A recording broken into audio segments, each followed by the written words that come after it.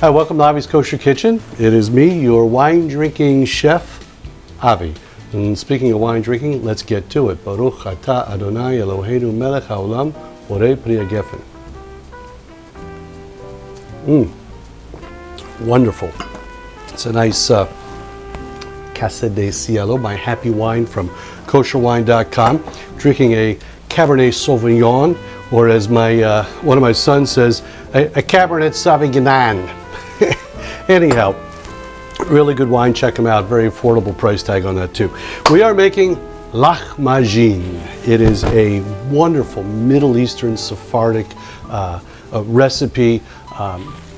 Syrian, a lot of people trace it back to there, or to some of the just that whole Fertile Crescent. Everybody's got a variation of it. And essentially what it is, it's kind of like a little mini meat pizza. And the flavoring on the meat, though, is a little bit different. Okay, so let's get going.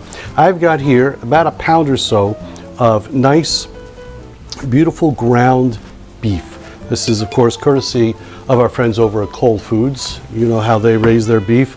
No antibiotics, no growth hormones. They are pasture raised out there, relaxed cows having just, a cow of a good time, with their lives, and 100% grass fed, which is a healthier way to go, better way, same health benefits, by the way, as if you're eating buffalo, which is really a cool thing. All right, we're going to start to season this up right away. First, I'm going to take a little bit of salt, okay? Got to start with salt, just about that much in there, okay? I've got a little garlic powder. If you've watched me, I always use a little, actually it's granulated garlic, but I always use a little bit right in the beef. Now for the little Middle Eastern flair, we're gonna move into that area now. I've got a little bit of cinnamon. I don't want to do a lot of this. It's just very judicious with the cinnamon. And then I've got one of my famous secret recipe ingredients, cardamom. I love it, and you just need a little bit because a little bit goes a long way. That's in here. I'm going to put this aside. Now, I've got my my blender. I've got about a half an onion diced. That goes in here. Okay, I'm going to throw in just a touch of olive oil, just a little bit, and we're going to do a quick blend on this. There we go.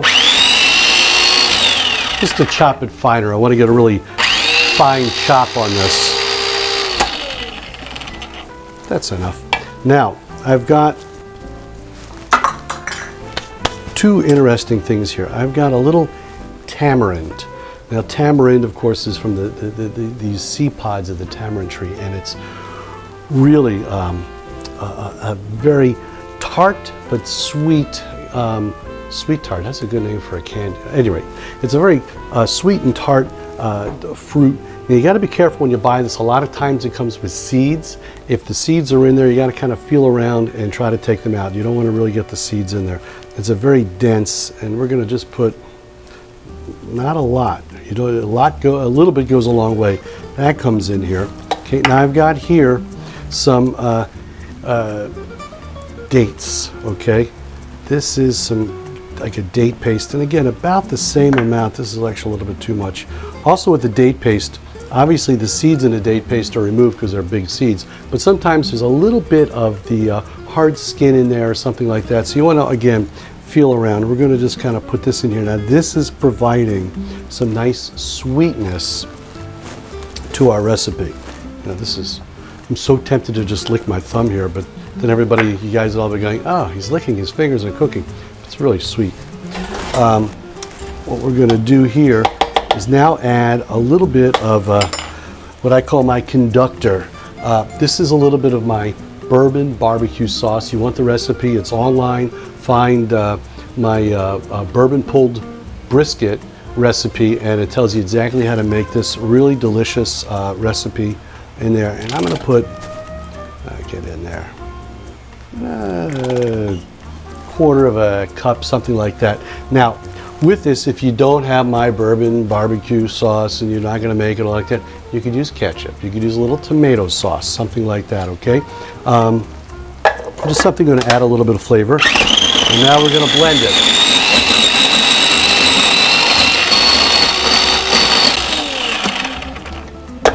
That's pretty good.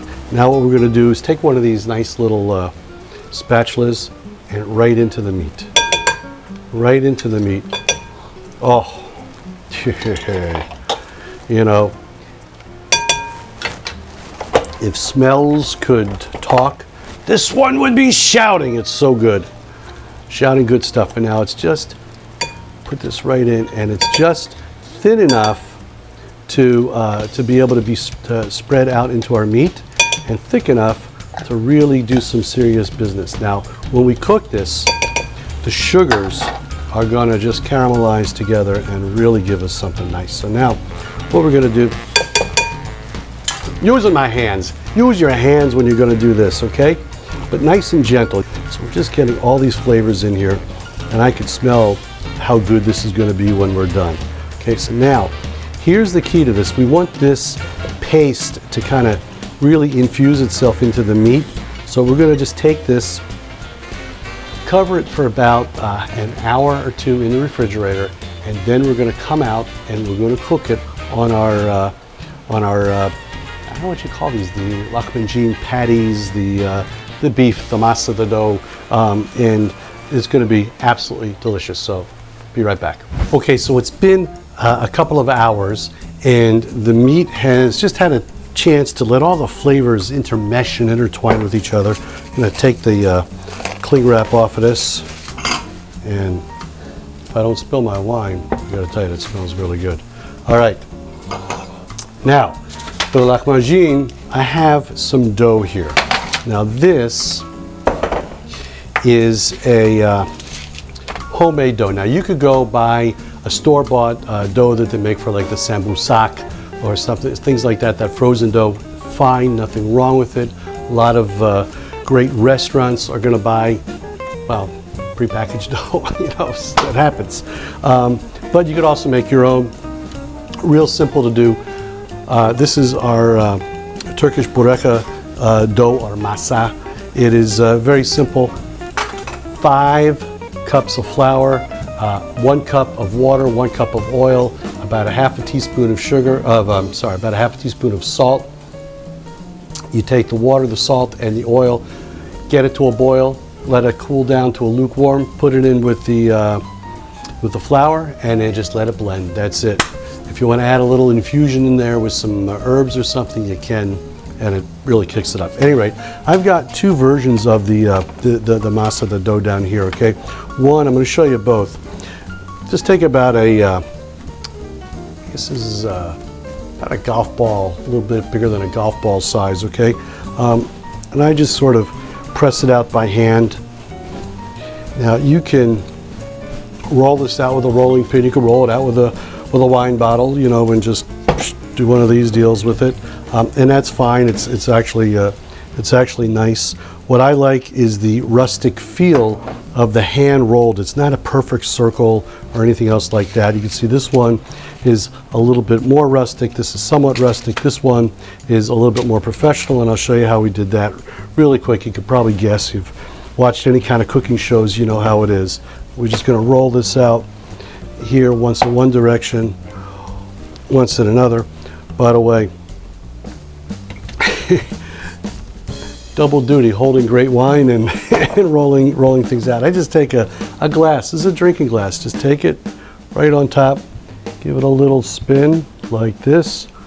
I hold it down, pull the rest of the dough away, and we're going to be left with a nice round, and that can just go right here.